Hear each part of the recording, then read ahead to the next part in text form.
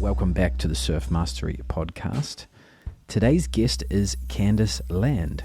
Candice is an exercise physiologist for the World Surf League and creator of thefemalesurfer.com.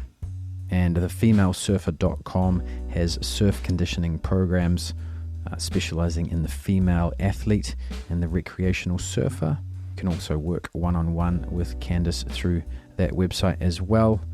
And of course, in this episode, we talk about training for surfing, move better, surf better, specifics for female athletes.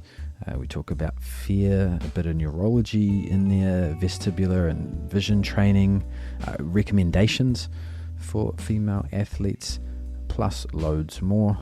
You can check out thefemalesurfer.com to find out more about Candice, and her Instagram is the same handle as well.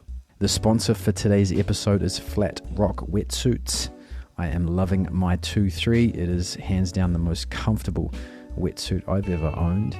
You can go to flatrockwetsuits.com.au and use the discount code MASTER15, and that's MASTER15 for 15% off a brand new wetsuit, and they deliver worldwide. They also offer a lifetime warranty. Yes, that's right, a lifetime warranty. Pretty much a risk-free purchase. Go and check out flatrockwetsuits.com.au. And without further ado, here is my conversation with Candice Land.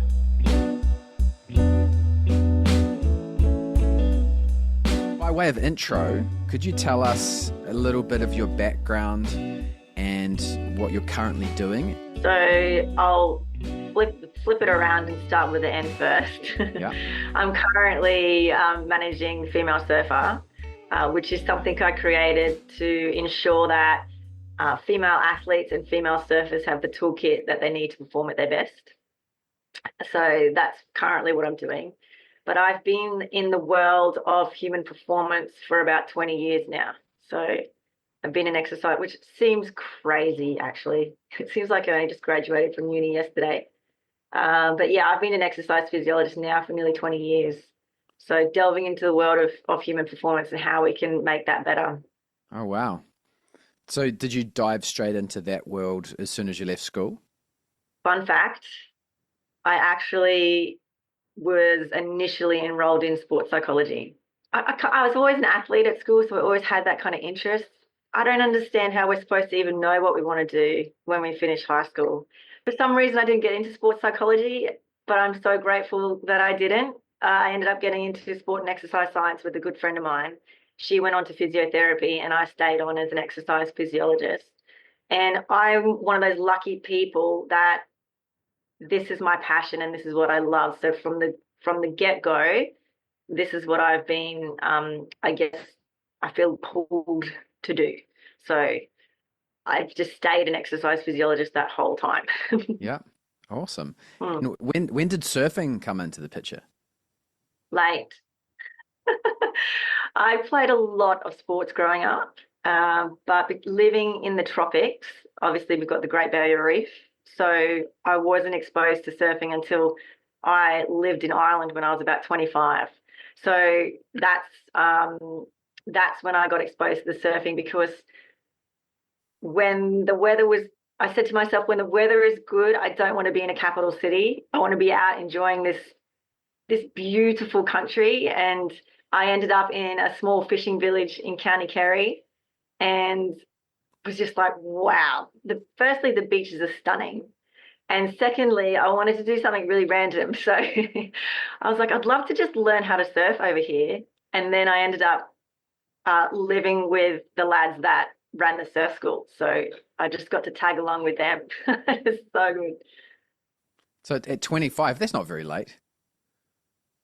Yeah, that was only 5 years ago. No, it was a while ago.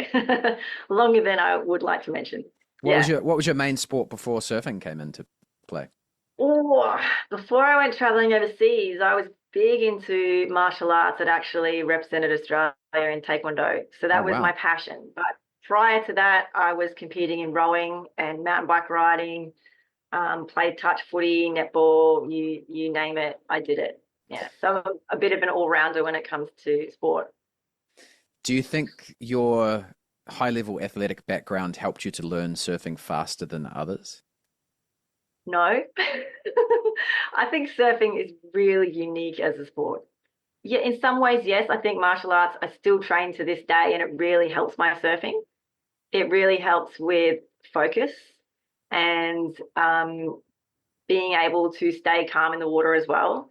And it also helps me to feel more connected on the board as well. There's a lot of breath work and stuff that goes in with Taekwondo that I think really helps with that core connection. So, but I feel like surfing is such a unique sport because nothing is ever the same. And you don't surf how you look. It's such a internal representation on the brain. So when you surf and you think you surf a particular way, but then you see a video of yourself and you're like, oh, well, that's not how surfing feels to me. It's such the way the brain puts it all together. It's so reliant on the vestibular system and the proprioceptive system that it's a very internal visual thing. So for me, surfing, I would say I'm an intermediate to advanced intermediate surfer, but I wouldn't say that I'm epic at it, and it's something I'll have to spend my whole lifetime learning. So it's been the hardest sport for me to do well. Kelly Slater once said that surfing is a martial art. Interesting perspective. You also hear high-level martial artists saying that when you get to a certain level, it's kind of like you're dancing with danger with your opponent. And I think that's why Kelly described it like that, because essentially the best surfers in the world, they surf closest to the most powerful part of the wave. Yeah. Yeah. And you are, especially if you're on a dry reef or a shallow reef, you're playing with danger.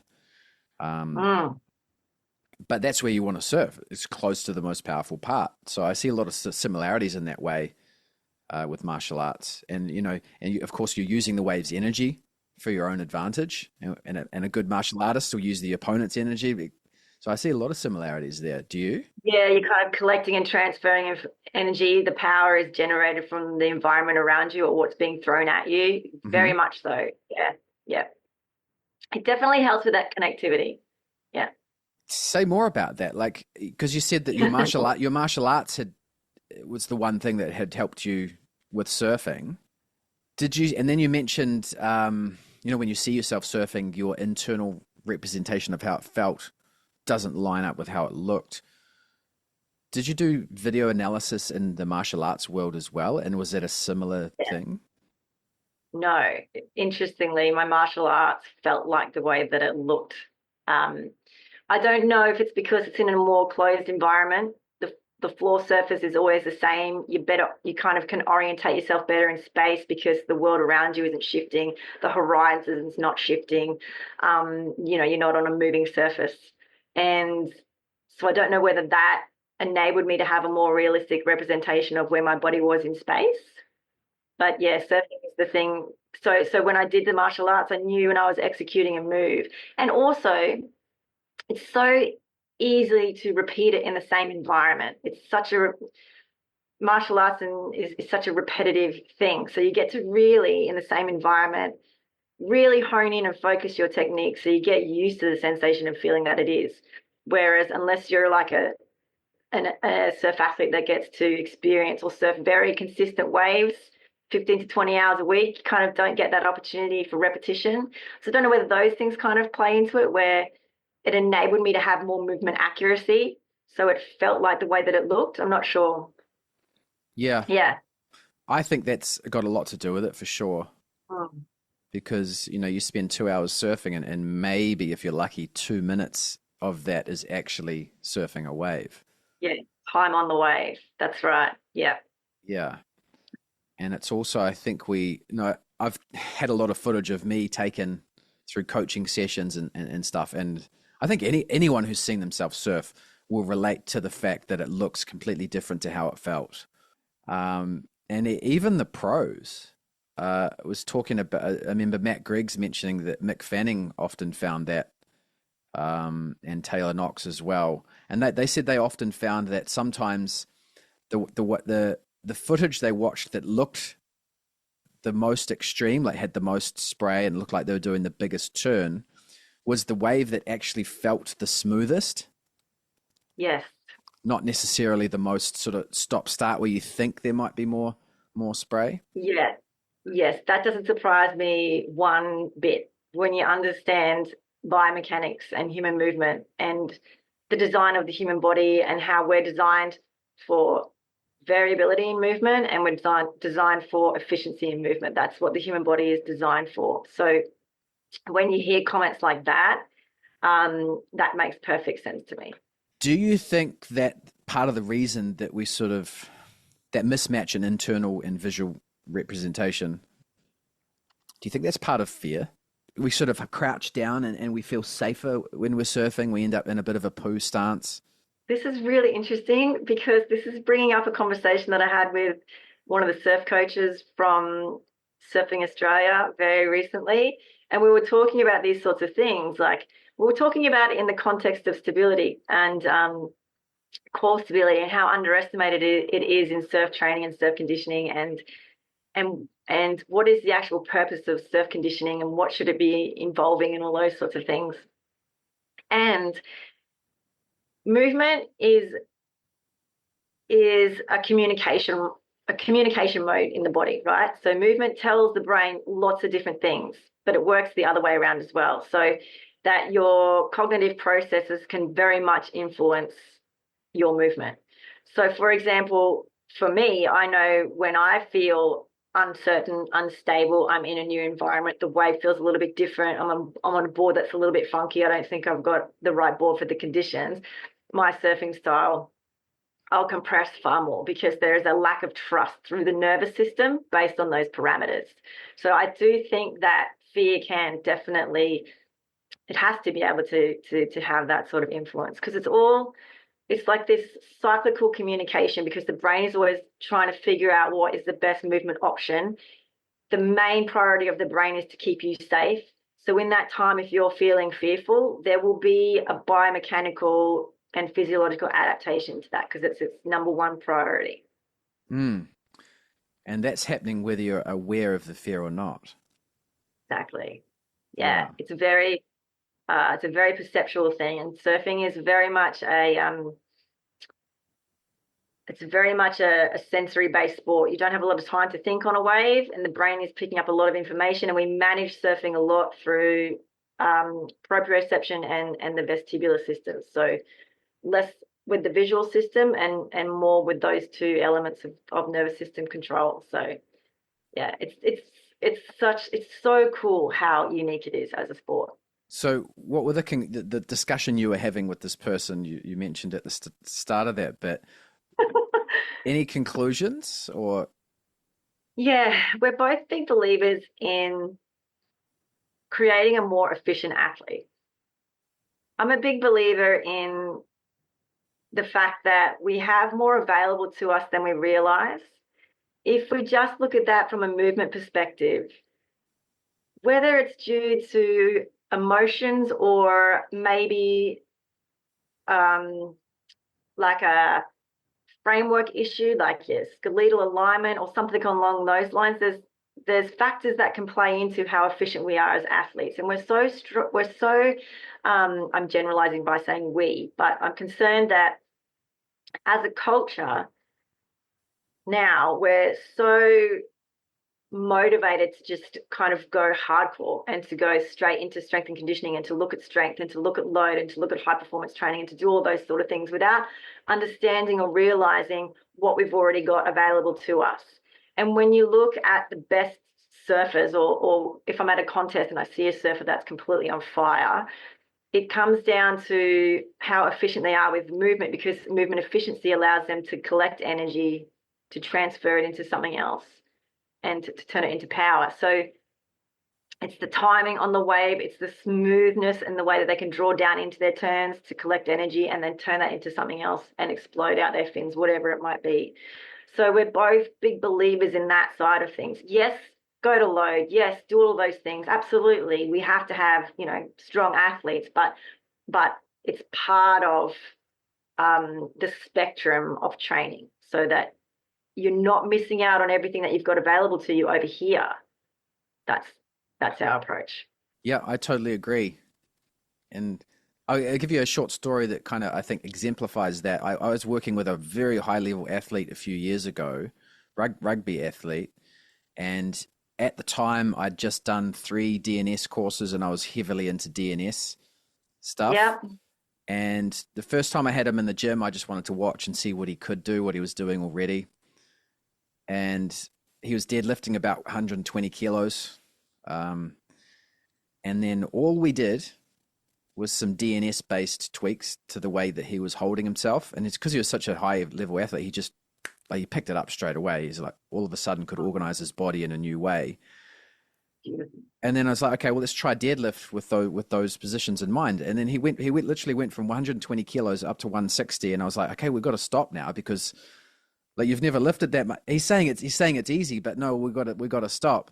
So just by organizing his skeletal system in a more efficient position, based on the DNS stuff, his strength went up. So I think strength actually has more to do with efficiency, really. Yeah, absolutely. And it's got to do with the eccentric phase before the concentric phase. So how you set up a movement is really important. And that's where movement efficiency comes in. Because the way, if you break it back down all the way back to human evolution, it always comes down to survival. So for humans, the way that our bodies evolved, like I said before, was to be able to find food in lots of different environments. So we have this body that's designed to be able to do all sorts of varieties of movement: jump, climb, run, spin, dive, swim, you name it. So we can find food in all sorts of different environments. The other thing that we got designed into our framework and into our physiology was to be efficient. So that, to me, is what we're designed to actually be, efficient. That's the way our whole body was designed to work. And so that comes down to how do you load into the body, and how do you eccentrically and how do you collect energy within the body? Because if there is a breakdown in that, it's too calorie expensive. So the movement is costing you more than it should. And you can see that. You can see people are strong and they can muscle their way through movement, great, but what's the cost of that? I love the sort of evolutionary biologist sort of background to what you just said there. It leads me to ask you the question, because that makes me think of sort of the hunter-gatherer world, and whereas the men typically were the ones who are running, jumping, climbing, and doing a lot of the heavy lifting per se. Mm-hmm. So it makes complete sense to train a male athlete like that. But is the same true for female athletes? Is it? Yeah. Yeah. So if you look at the skeletal framework, there are some differences. We have a dual function pelvis. So our pelvis evolved to be wider because the pelvis for a man it's just got to enable you to be bipedal, walk, run. For a female, we had to be bipedal, but then we also had to carry and birth a child. So the shape of our pelvis is different. The other thing that's different is the shape of the actual bony structures around the shoulder girdle. So it tends to be a shallower joint. And there's some differences around muscle fibers and things like that. But evolutionary was still designed to do those two things as a species. Yeah. Okay. So when it comes to training the female athlete, how do those differences change what you do? I'm a big believer in pelvic alignment and pelvic stability. I have a DNS background as well, so I've done a fair bit of DNS training. So I'm a big believer in trunk stability and core stability, functional core stability, in terms of making an athlete more efficient and being able to transfer load. For women, I feel that because we can't rely on fast twitch muscle fibers and bigger muscle mass necessarily, we can train and develop those things to an extent. I feel that that's an area that female athletes can really encapsulate, this ability to transfer loads, that they work really efficiently mechanically and they connect all the dots in their body. That's our world where we can really capitalize on the power that's available to us. So I will try and incorporate that. And a big key and component to that for women is the pelvis. To me, the pelvis is like a keystone joint. Like if you look at, did you do any of the footwork stuff with the DNS community with Michael Rintala and his online stuff? A little bit. I've also looked at the foot through other modalities. Yeah. you know how it's like a bridge, right? And then you've got the keystone in the bridge, and how well that keystone works determines whether the bridge stays up or whether it collapses. I consider the pelvis also one of the keystone joints in the body. Mm-hmm. If it gets stuck in a certain position, or if it's destabilizing before it needs to, if it gets stuck in what we call like a swing phase of gait instead of being able to be stable and handle stance and single leg load, it interrupts the whole mechanics of the body. It can drive you into neck pain, it can drive you into shoulder pain.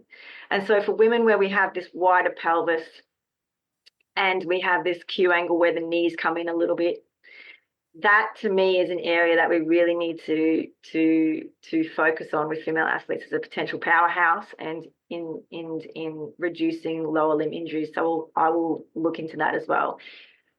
But that's first and foremost before I will even go into like shoulders and things like that. For me, it's about, again, making female athletes more efficient, and how do we protect the female athlete? How do we protect the female body? And how do we make it more robust and more adaptable? How do we power up this body? So those are the two things that I would tend to look at initially. That's very much DNS thinking as well, just in general. Yeah. Do you find that that female athletes are actually more open to diving into some of the more subtleties of DNS than the male? Whether the male athletes just want to I'm just gonna do some deadlifts and do what they do on TV kind of thing. Yeah, I think not. It's hard to say. I've got male athletes that I've worked with over like, I'd say nearly a decade now in the surfing scene. I see them at the contest, and they come and say hi and we catch up and see how their bodies are going. And you've always got to get that athlete buy-in. The athlete buy-in is the results and the change that they get. So if you can get that regardless of gender, if you can get that with an athlete, then they're more inclined to understand the value and benefit of that form of exercise. Are women more open-minded to it? I would say that it depends on their background of training. I've had, and also the influence of the coach. I've actually had instances where the coach hasn't allowed the athlete to do anything outside of strength training because this is the Olympic model, or this is the high performance model. So this is what we're doing. I'm concerned about the rigidity that's coming into the surf training model. But then you've got role models like you've got kind of role models in the sport that are still doing their own thing and still getting really good results with that. So I think that helps as well. But if they're more open-minded to it or not, I couldn't say whether women are or not. There's so many studies out there saying that how bad heavy weightlifting is, not just for athletes like surfers, but for almost anyone, really. Yeah, I think there's a time and a place. There's been a lot of research to show the benefits of load training, and I think for female athletes it's really important because, especially as we change across the lifespan, we get to a certain point where estrogen isn't such a dominant hormone anymore. And estrogen has a really protective effect on muscular tissue. So we'll lose muscle mass quite quickly. And so that has a ricochet effect through the body in terms of injury as an older athlete, and in terms of just being able to do the sport the way that you've always done it. So strength training, I think, has a little bit more, not a little bit more, I just think it's an important ingredient for female athletes to consider. But I think it's also important for surf athletes to understand their own body and to have the ability to work with what works well for them rather than having to fit a rigid framework. And you need a versatile practitioner and coach to be able to understand that spectrum, and for it to be a very athlete-centered approach to training. So you mentioned DNS. Yeah. Do you still use a lot of that? Heaps. I still use a lot of it. I find it as a reorganizational tool in terms of faulty movement patterns.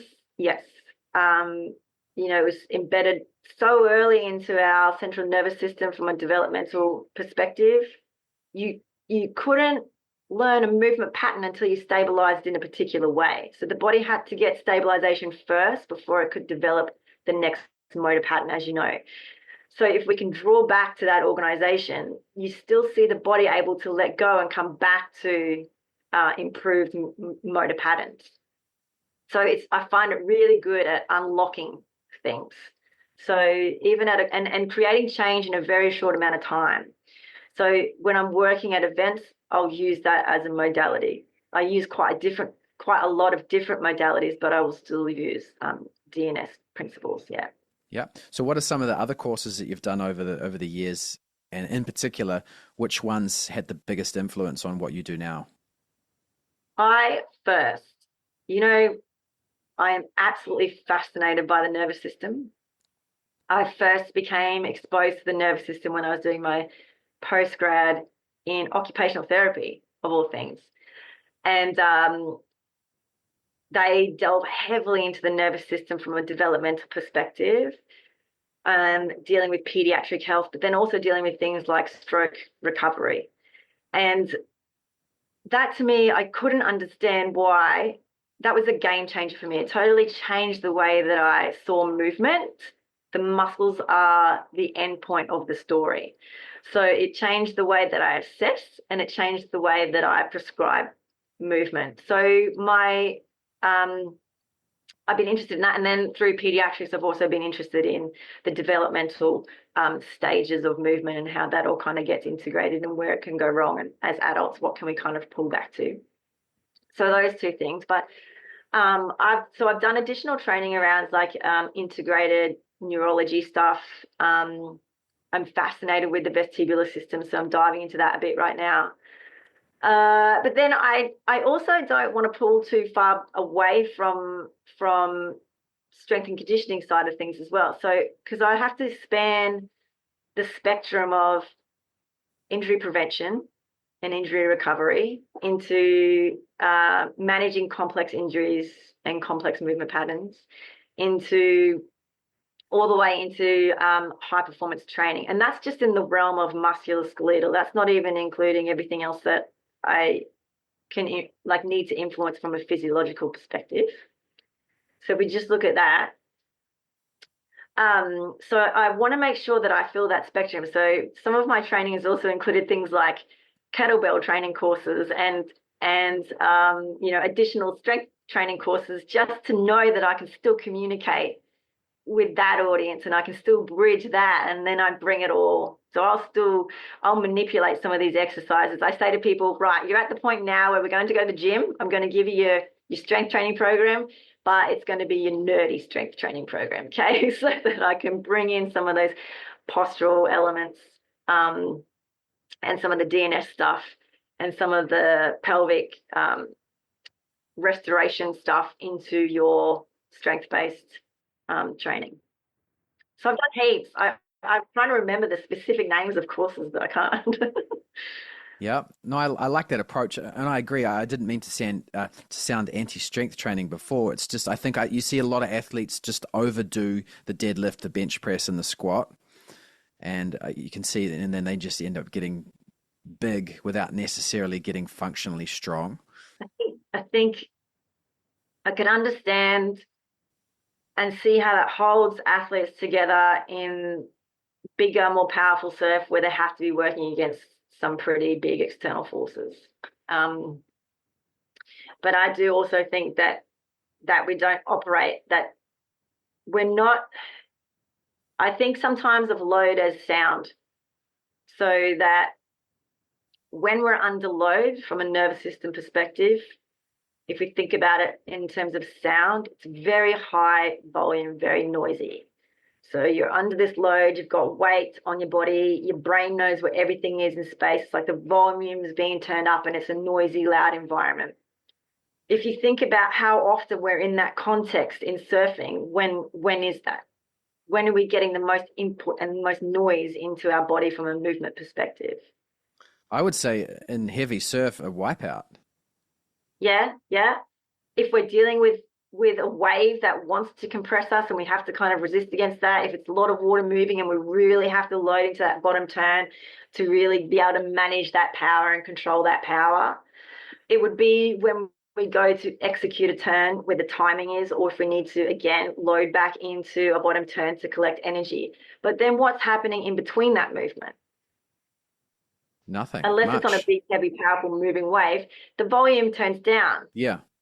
So we need to be able to have strategies that enable us to work under high volume situations and low volume situations, and then be able to dial the volume up and the volume down. Yes. So if you're always training under high volume situations, how adaptable does that make you as an athlete in the real world? Yeah, I guess I kind of think of high level top to bottom surfing as kind of jumping and landing based, really. On and off. Mm. Yeah.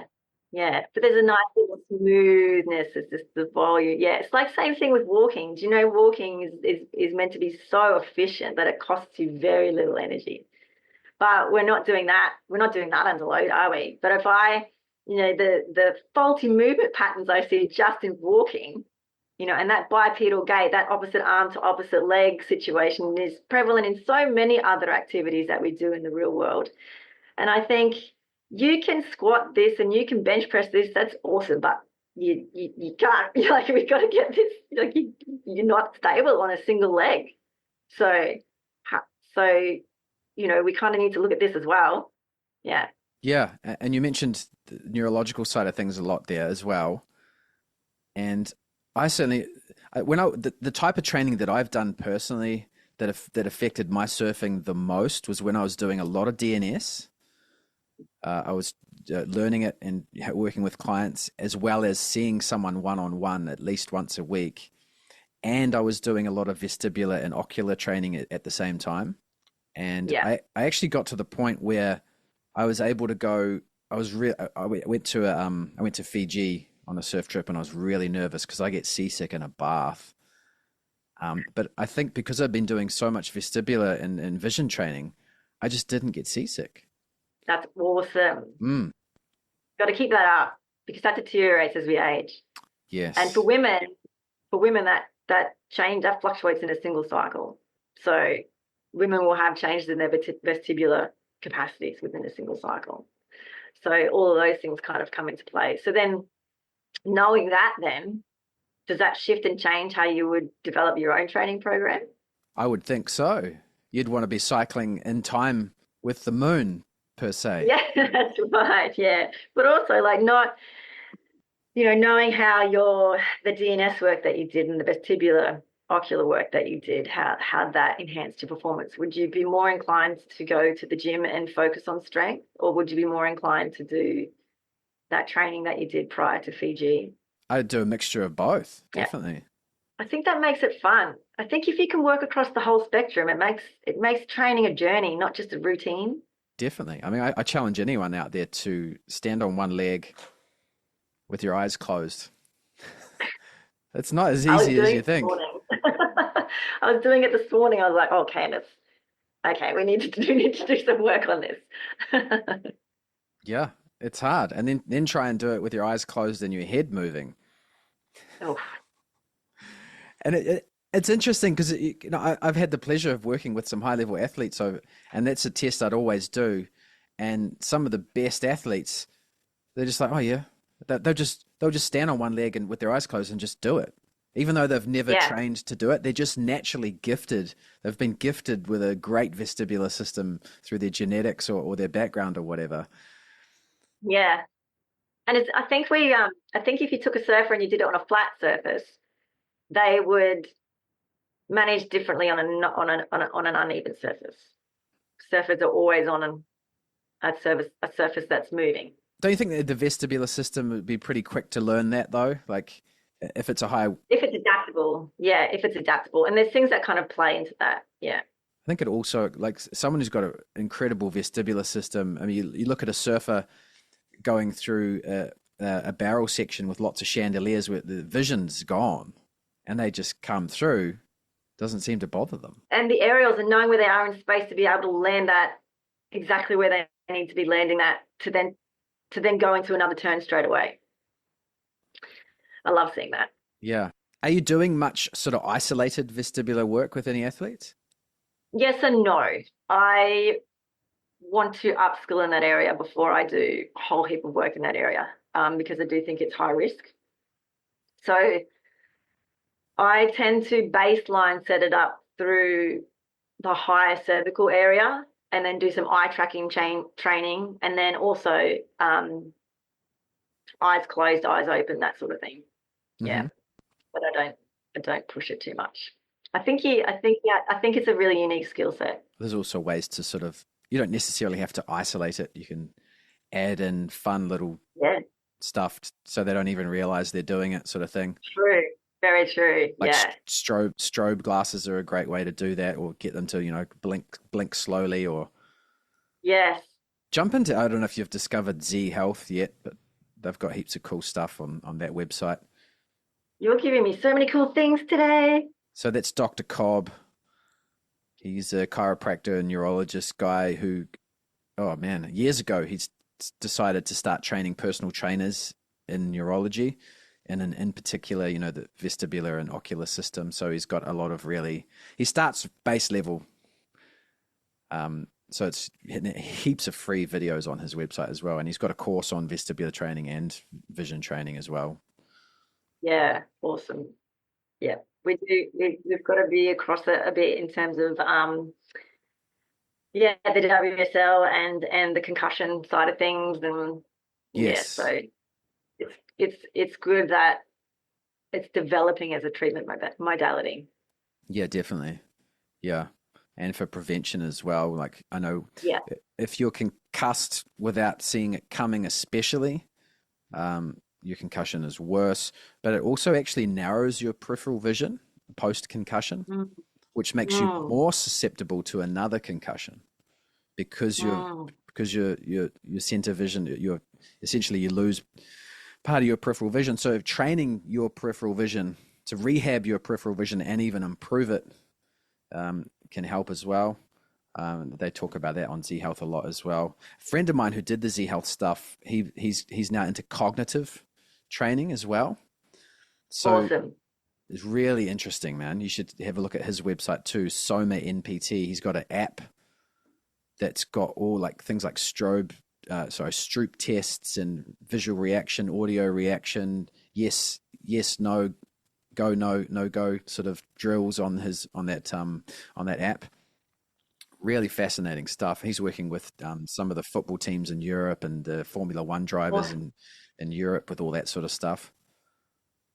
But yes. Yeah, that responsiveness and that decision making, that you don't even have time to make that decision, but you're just making, all that lightning stuff that you need. And what's really fascinating about that, he's doing a lot of studies with the universities at the moment too, is they'll test VO2 max, and the athlete that won't change any of their physical training, but they start adding in the cognitive training whilst they might just be on the bike or a treadmill doing their standard cardio training, but they'll add in the cognitive stuff. So they might be doing Stroop tests or visual reaction tests, and they're seeing an increase in their VO2 simply because the prefrontal cortex is dealing with the whole thing better. So it's fascinating. Really cool. Yeah. Really cool. You've added to my dive-in list. Oh, there's so much out there, right? Yeah, I've spent all morning reading articles. I was like, brain, come on, brain, keep going. So let's speak to, let's say the average recreational surfer that might be listening now. Let's say the female one in particular. What considerations should they be making to their training, and recommendations, like what should they be doing and not doing for the average athlete? Yeah, so for the average athlete, I think for females, sometimes the hardest thing is that we don't necessarily know what we're dealing with. We haven't had a lot of time to really understand our own biology and physiology and how to manipulate that in the world of exercise prescription that suits us the best. We've kind of just been basing it off research, as you know, that's been predominantly done on men. So there's a lot of mistruth and misunderstanding. So I think it's the recreational female athlete and even the elite female athlete now is in this really cool realm, or this really cool time where we can really begin to understand ourselves. So it means that you just need to cue in and listen to yourself. You are going to have fluctuations. You are going to be in a state of ebb and flow, but just clue in and monitor yourself and get in touch with yourself and start to understand your own rhythms rather than blowing them off as if they're nothing. So, for example, I didn't realize this until I started, tracking my own cycles and getting a good understanding of my own rhythms, why I would turn up to, let's say, Cabba, and it would be 2 to 3 foot, glassy, sunny day, very similar conditions to where I was a week ago, and I wouldn't want to go surfing. Like, I would actually be anxious about going surfing, and I'd just be like, what are you doing? Like, I'd be so hard on myself. What are you doing? Why don't you want to get in the water? You've only got this amount of time. Get in, go, go, go, go, go. But inside, my body's like, no, I don't want to go. I didn't realize that shift in anxiety was actually a cyclical pattern for me. So in understanding that, I could prepare myself better for those moments so that now I don't experience that so much. But at the time, I was able to bring in strategies to help me manage that a lot better. So I think paying attention to your own cycles is really, really important, and what you experience, and just get your head around who you are personally as an athlete. Because regardless of the one consistency in the research around female athletes is it's still very inconclusive. It's still very much based on the individual athlete. So we have a responsibility to really understand ourselves. So that would be the first thing. It's a really cool time to explore who you are as an athlete. And I think the other thing to know is that as women, we have these significant changes across the lifespan as well. So for me, another journey that I've experienced personally as an athlete as well is the discrepancy between what I was like as an athlete at 25 and what I'm like as an athlete now at 40 something. What used to work for me and what I used to be able to tolerate at 25 and what I can tolerate now at 40 something. There's a big difference there in terms of fatigue profiles, in terms of the way that I need to manage myself nutritionally, in terms of my stress profile and cortisol and what I can tolerate in an exercise session and what will burn me out. There's big differences there. So we need to understand that we also fluctuate across the lifespan. So be prepared to be able to adjust the way you're surfing. So if you've started surfing at the age of 45, but you're watching what a 25-year-old would do on social media for their surf training, and if it's not the right fit, then don't beat yourself up about that. You might be in a different lifespan where you need to support your body in a different way.